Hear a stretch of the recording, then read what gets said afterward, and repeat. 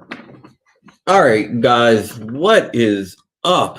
We are doing this live because I don't have a lot of time, but I wanted to get this out there.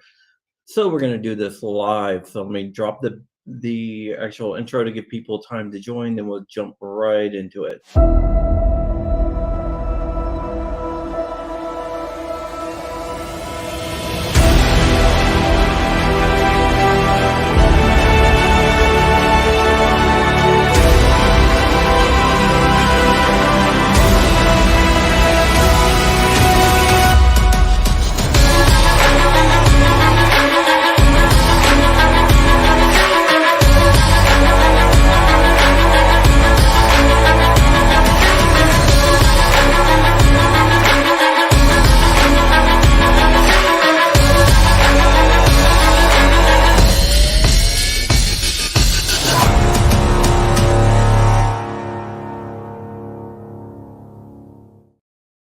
Okay, I dropped the intro just to kill some time. I do have some news. I was going to make a video, but just never got around to it because I've been very busy working on a bunch of stuff. But I want to cover this because I wrote an article over on amlan.com about it. So I'm going to go ahead and share my screen. I'm going to bring up the article just so you can see it, so you know what I am talking about, and we can jump right into it. And it involves the DOJ and a report that they released. So let me go ahead and bring this up. This is mine. So, yep, my proxy server is blocking that. But yeah, it comes from the DOJ. They did something called the National Firearms Commerce and Trafficking Assessment. This is the third one they've done, and it's the first one they have done in 20 years. One of the things that I find very interesting is the text, their press release didn't really mention what was in it. So I decided to go ahead and look into it and try to figure out why what they wrote wasn't in the press release. So I started looking into it, and then I started realizing that it doesn't fit their narrative. We know that the DOJ has spent about $100 million, if not more, on cracking down on different things, including PMS, which are privately made firearms, homemade firearms, whether they're 3D printed or from a kit.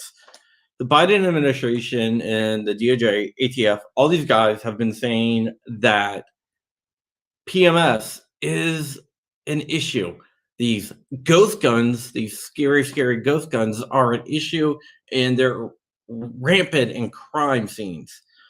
Well, just looking at their own documentation, this is the ATF's documentation, the DOJ's documentation, 97% of all trafficked firearms are not homemade.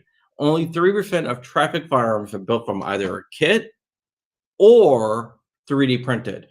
And we spent millions and millions and millions of dollars on cracking down on 3D printed firearms, which is absolutely ridiculous.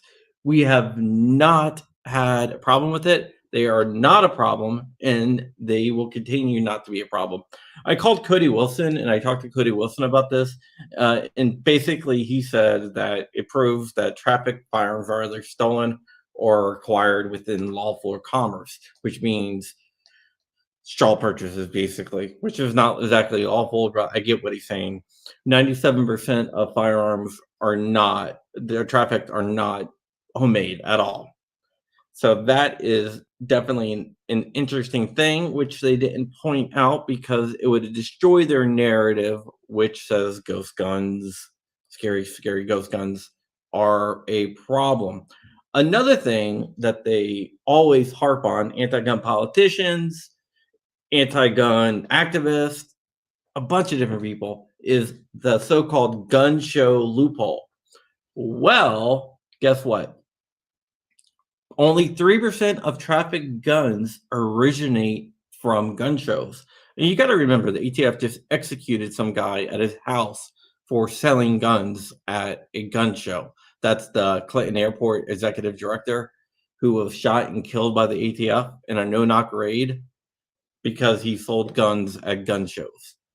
But only 3% of trafficked guns originate from gun shows. So that kind of destroys their narrative of the gun show loophole being so deadly. And once again, they spent hundreds of millions of dollars, campaign dollars. You can see the Bloomberg groups, the Everytowns, Brady, always talking about how deadly gun show loophole guns are.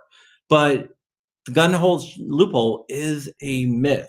I talked to Jordan Vinro. You might know him from Gideon Optics or JSD. Yes, most traffic guns do come from Eric Holder. And other than owning JSD Supply and Gideon Optics and Patmos Slides, he also owns Eagle Shows, Max Shows, and Big Reno Gun Shows. They're all major gun shows around the United States. And he points out that the reason why they didn't actually say what was in the report and just said, hey, we got a new report, it's great, it shows the Bipartisan Safer Communities Act is working, is because it destroys their narrative. It doesn't fit their anti-2A narrative. And he also says that like all dealers at gun shows are, licensed stuff, right? So that is definitely interesting. Another boogeyman that the left and the anti-gun community has is online retail, like the arms list, the gun broker. And it's very interesting because less than 5% of illicit transfers originate from any gun show. Pew Tang's out there. Jordan's on his way to Reno for the first big Reno gun show since we got it. Awesome. But it's less than 4% of all trafficked guns comes from arms list, gun broker, and every other site that auctions guns or is a classified for guns on the website. So this whole thing about arms list being deadly and gun broker leading to people getting guns is absolute bunk. It is false. It is a false narrative that they are pushing because they are trying to make it harder for you and I to get firearms. And by taking down these classified sites and auction sites, they can actually use that to infringe on our rights, basically. So where do most guns come from that are trafficked? Well, the majority of them come from two different places. They're either stolen or through straw purchases. And what have we always said? Guns that are trafficked are from stolen guns and straw purchases.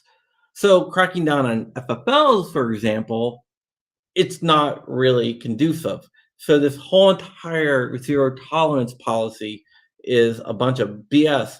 Because if you look at licensed dealers and how many licensed dealers sell that are involved in gun trafficking, right?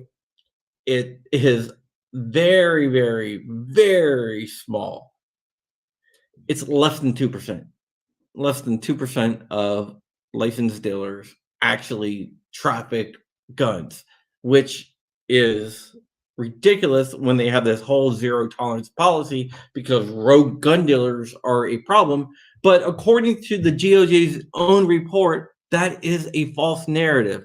Yet we are shutting down FFLs across the country at a record rate, revocating their FFLs because of rogue gun dealers. The real reason that they're doing this is because they want to limit the number of gun shops out there to prevent you and I from getting guns. It's not about stopping criminals from getting guns because criminals will get guns. And as the DOJ's report even says, they get them from stealing and straw purchases. It's not from you or I going into a gun shop and buying a gun or a criminal going into a gun shop and buying guns because they don't. They use straw purchases. The FFLs are not involved. The rogue gun dealer narrative is 100% false. They put this false narrative out there to give an excuse to shut down FFLs because once again, it's not about stopping criminals from getting guns. It's about stopping you from getting guns. It's about stopping me from getting guns. It's about stopping law-abiding citizens from getting guns. So when you ask why they haven't talked about this report too much, they just put out a press release saying the Bipartisan Safer Communities Act is working. In fact, you can look here where Meredith Garland even says, under the Bipartisan Safer Communities Act, the Justice Department has proposed new rules to clarify when a gun dealer must get a license and conduct background checks. The department also vigorously enforcing the new provisions Congress passed in the act prohibiting illegal gun traffic and shawl purchasing. Well, guess what? If you read the report itself, the one that Merrick Garland is saying backs up his stance, it doesn't. It actually proves him wrong that new rules clarifying when a gun dealer must get a license is not a thing. Is the report wholeheartedly rejects that. Not only is that not a problem, but it's never been a problem, and it doesn't seem like it will be in the future, which is absolutely surprising. So Merrick Garland is hanging his hat on this. You might be wondering where they get all this information from. Well, that is another thing. They didn't actually look at stuff. They talked to special agents in the ATF and took like what cases have you worked? Where did they come from? Stuff like that. So they asked the special agents, where was the source of these traffic guns? And the special agents answered the survey. So it's definitely an interesting thing, and I just wanted to get this out there, and I didn't have time to make a video today because I've been really, really busy. I'm building something called Crump GPT, which isn't ready, but I've been spending hours on that. You can probably guess what it is, but you'll have to see in a few days or a month or so. All right, guys, that's it. Just wanted to make a quick little live stream since these are faster, and give you an update of everything that is going on with this because it is definitely interesting. And I wanted you guys to hear it from me first. If you want to read my article, I'm going to go ahead and link it out in the chat so you can go ahead and read it and let me know what you think. I would appreciate traffic over at Amaland. They've been really good to me. And there's a lot of good articles over on Amaland too, so definitely check them out. But with that, I am out of here. I got to go do a Cub Scout thing, but Rich is still going to do John Crump Live over on John Crump Live. You know what? I can set up a redirect over there.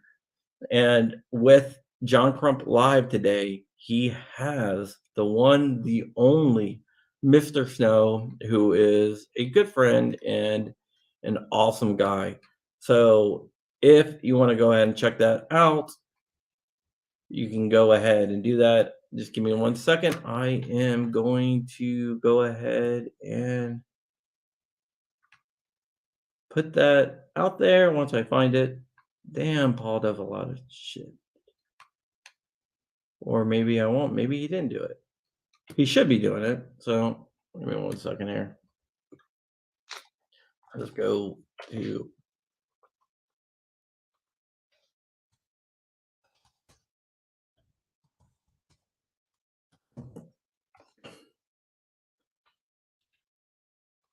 if I could spell my own name right, that might be helpful. Let me just go ahead and grab this and I'll set up the redirect because he should be going live anytime now. There's already 5 people waiting over there, so why aren't you watching me right now? But let me just go ahead and I'll redirect this. Yep, here it is. So if you want to just stick around for a couple minutes once I stop this, then it'll redirect you over there and you can watch Rich and Mr. Snow talk about everything. So I will see you guys later. Hit that thumbs up. Yes, and I will catch you guys on the flip side.